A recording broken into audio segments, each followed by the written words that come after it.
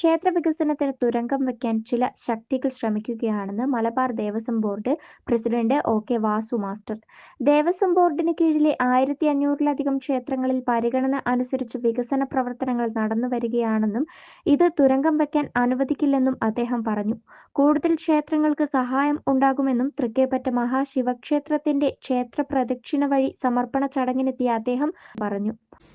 2008 Devaswom board വന്നതിന് ശേഷം ഈ 1500ഓളം വരുന്ന മലബാർ മേഖലയിലെ മുഴുവൻ ക്ഷേത്രങ്ങളും പടിപടിയായി വളരെ കുതിച്ചുകൊണ്ടിരിക്കുകയാണ് വികസന കാര്യത്തിൽ.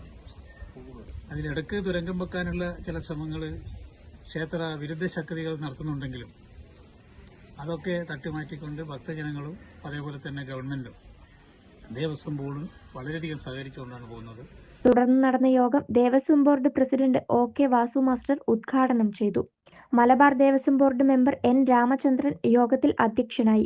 മുൻ Devaswom board president advocate Chathukutty, ക്ഷേത്ര committee secretary K. Mohanachandran Unnithan, joint secretary Pramod Thrikkepatta, മുൻ member Kesavan, executive officer Jithesh, മുൻ executive officer K C. Sadanandan, committee president N V. Subrahmanya Swamy, Puliyampatta ക്ഷേത്രം കമ്മിറ്റി പ്രസിഡന്റ് സുധാകരൻ എന്നിവർ സംസാരിച്ചു.